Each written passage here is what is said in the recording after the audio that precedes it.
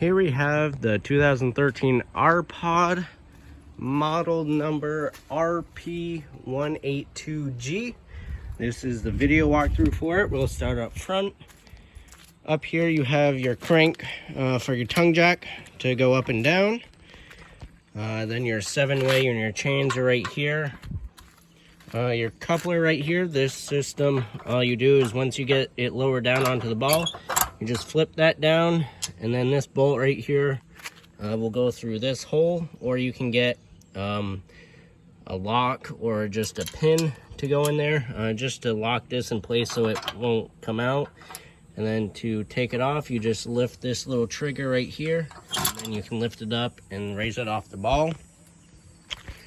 You have your breakaway right here, and it has a carabiner on it, and that you'll hook next to your chains. You might have to put a loop in it because they do make them a little long. So just to take a little slack out of it, you might have to put a loop in it. That is an emergency brake. So if for some reason it came off the ball and the chains failed, a little pin right here would pull out, and that'll lock up your brakes so it's not going behind you. Then you have your propane tank here. Has a little cover on it. There's Velcro right here that you can undo.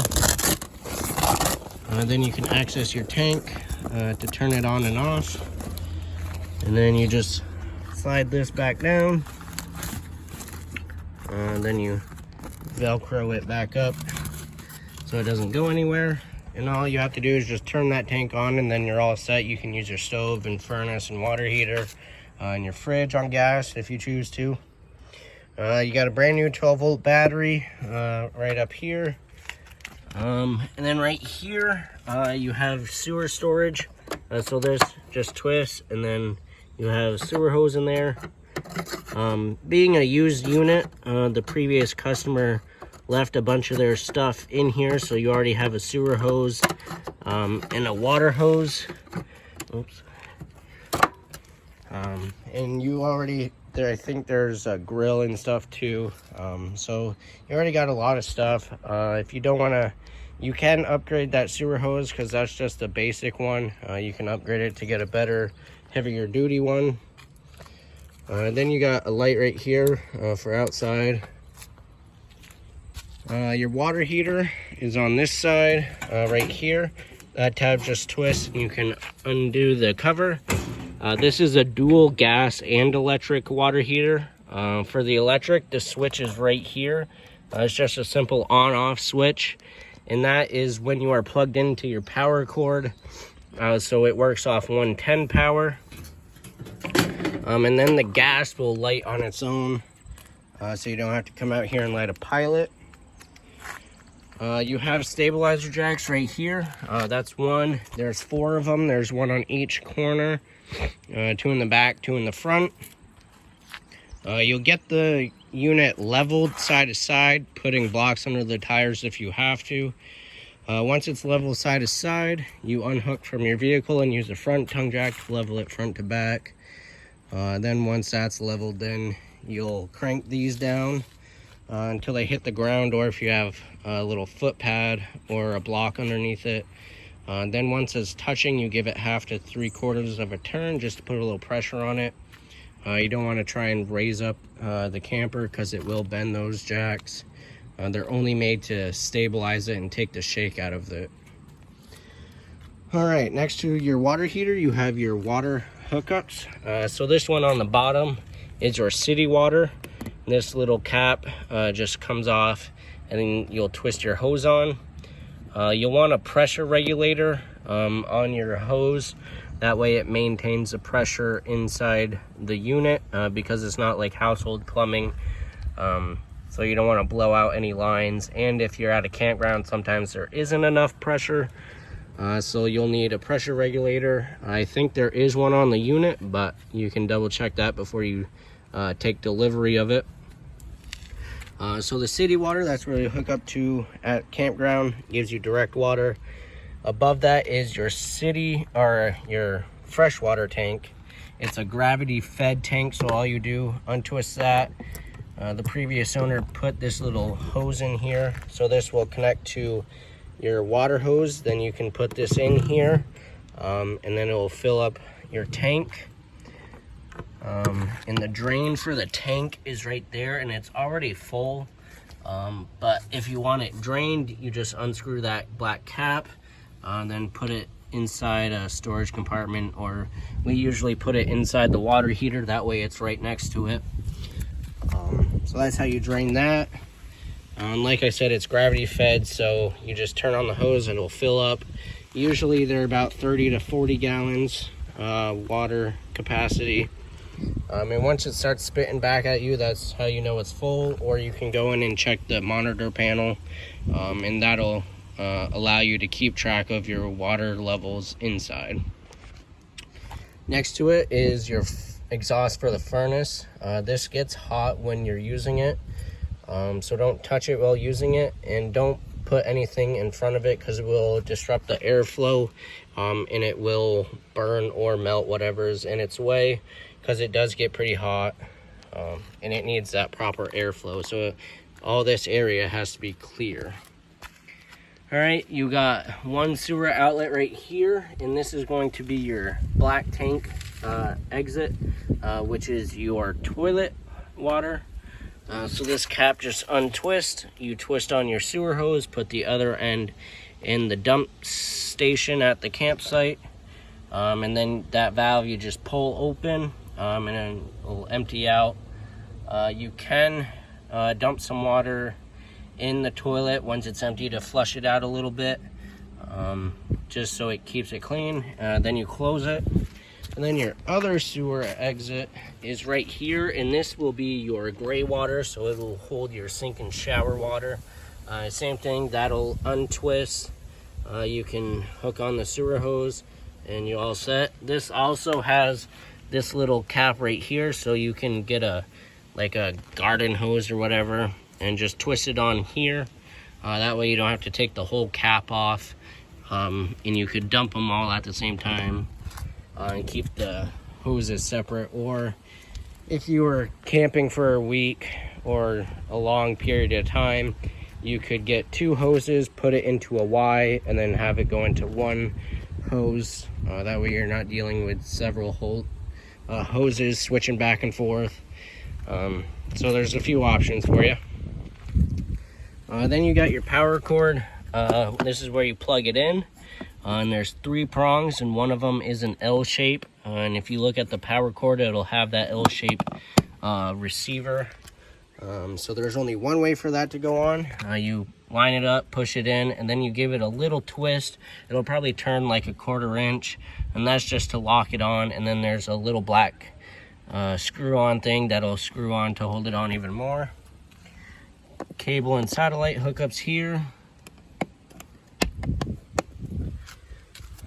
These panels is the back of the fridge. You'll never have to go back there. It's just where we service it and where it vents. This back here is one of the entrances to the back storage compartment. So you have your spare tire here.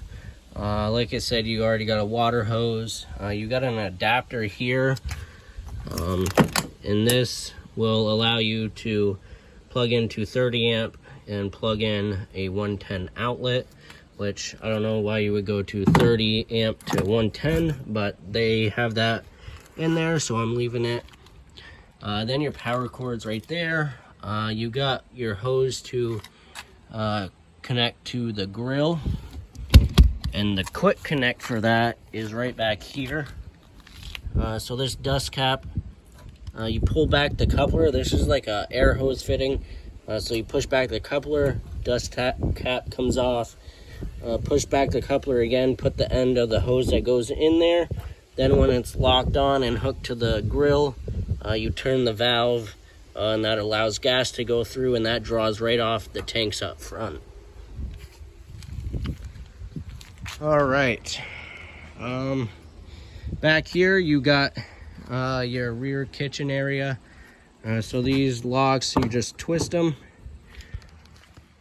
and then you pull it up, and it's on shocks.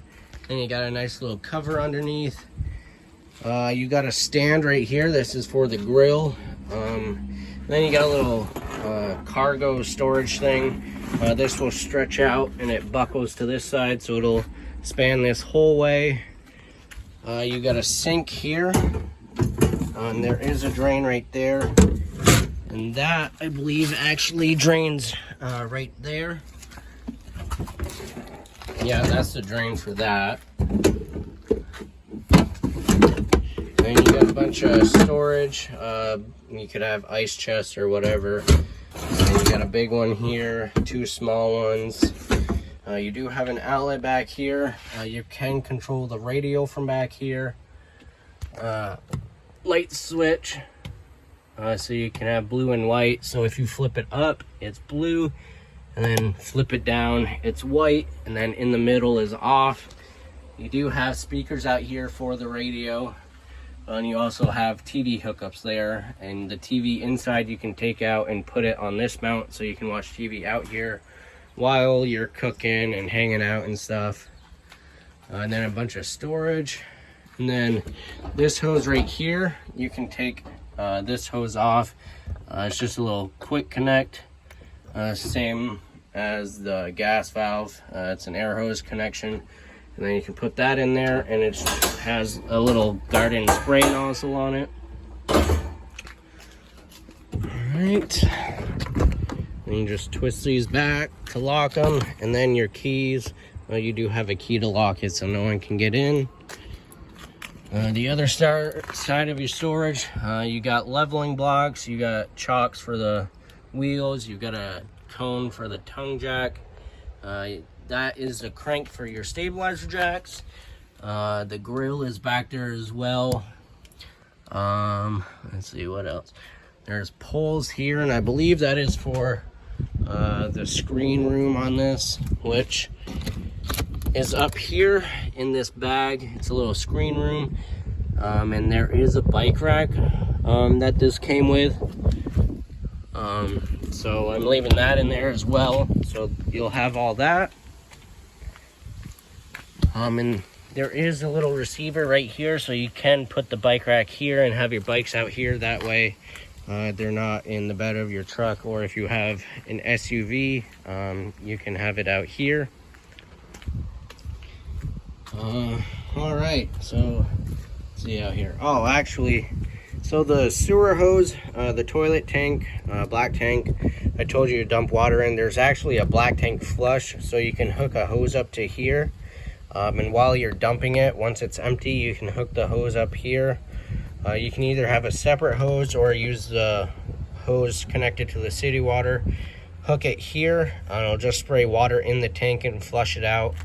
Make sure that valve is open while you're doing this though, because the only way, if you get distracted and leave and that valve is closed, the only way for, only place for the water to go is out through the vent on the roof. So you definitely don't want that happening. So make sure the valve is open while you're using the black tank flush. All right, then you got a couple outlets here. And that's everything outside. So we'll go inside now. Your steps right here, just lift up and pull out. And then your door opens. There is a lock right here to hold it open. Your grab handle. When the door is closed, you can lift this and turn it that way, or you can turn it the other way for travel. And we'll walk in. Right to the left, this is your converter. And this is just where all your fuses and breakers are. You got your TV here. This is a 12-volt TV, but it does have, the previous owner did get a inverter, so you could plug into a regular 110 outlet and still have the TV on. But there is a plug that plugs into the TV and plugs into the 12-volt outlet right there. So if you were dry camping, you could still watch TV. All right, you got your monitor panel here, telling you how full your tanks are and how charged your battery is. And then if you're dry camping, you got your water pump switch here. Once it builds up pressure, it'll shut off, and then every time you open a faucet, it'll kick back on again. And then when you're done camping, you turn that off. And again, that is for your freshwater tank. So if you're at a campground using the city water, you don't have to worry about that. Then you got the switch for the water heater to run on gas that you'll use if you're dry camping. And then I always tell people, if you're out camping at a campground, if your water heater runs on electric, I would run it on electric. That way it saves on your propane so you can cook with it, and if you have to use your furnace or whatever. So I would use electric if you're plugged in at a campsite, or if you're at a state park, dry camping, you'll have to use the gas. Light switch here. This is for the outside light. And then you got your slide room switch here, so you have in and out. We'll press and hold out.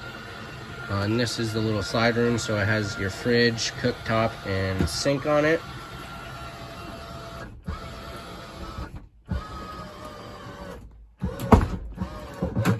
Alright.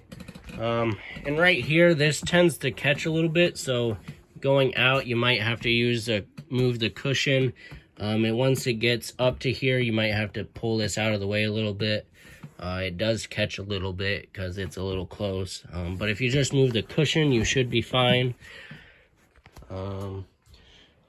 Alright, radio up here. It's also a DVD player. You can play CDs in it.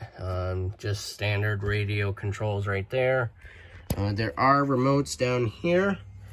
And this, the remote for the radio, the battery is dead.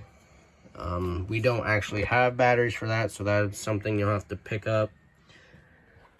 And then all your lights, they're just manual turn-ons. You got a little switch here, a couple lights up here, lights here, and a light here. And there is a light for the bottom bunk as well. And then this top bunk actually does fold up, so if you're not using the top one, you can have a little more space here. And there is another light there as well. Alright. Thermostat right here. This is just for the furnace, and you only got one lever. So you can turn it on, control the temperature, and then make sure it's pushed all the way off. Especially during the winter, because it only goes down to 50 degrees, so in the winter it gets colder than that, so it's left on a little bit. It'll try and keep lighting itself, so if you're not using it, just make sure it's all the way off. Alright, and then the furnace, that's where the heat comes out right there. Your fridge, pretty simple to use. All you do is press and hold the mode button, and that'll turn it on. So right here, that's electric, that little plug, that's when you're plugged in. It's blinking right now because we're not plugged in, so it's not running on anything. Press the mode button again, it'll go to battery. So when you're driving, you can have it running on the battery. Or if you're dry camping, you can have it on gas, and it'll light on its own. And then back up to electric. And then this is just the temperature control. So that being the coldest, that being not so cold, and then this being the coldest, and then you can put it in the middle, so you can set to what temperature you want. And then to turn it off, you just press and hold the mode button until the lights go out, and that's off. To open it, you just push this down, and then you can pull it out. So you got the fridge space here, and then right here is a freezer space. And then if you don't really need a freezer space, with this fridge, you can actually pull this part out. There's a couple locks right here and here. Once those are unlocked, then you can slide this out, and it shows it and explains it right here. That way it gives you more fridge room if you don't need the freezer. Cubby space there. You do have a vent here, and right in here is the bathroom, and the light switch for the bathroom's out here. Vent in here, and it does have a fan. Controls right there. You got little sink right here, and then it's connected to the shower head. Then you got your toilet, and this has a little lever right here to flush it. And then you got a bunch of little storage in here. And then the shower curtain, obviously open that up while you're showering. And then up here, this table folds down. All you have to do is just pull this pin, and then it'll lay down, and then you can put the cushions over it, and you'll have the big bed up here. Then you got the stovetop, your sink, you got more storage there. So that is everything to do with the 2013 R-POD RP182G.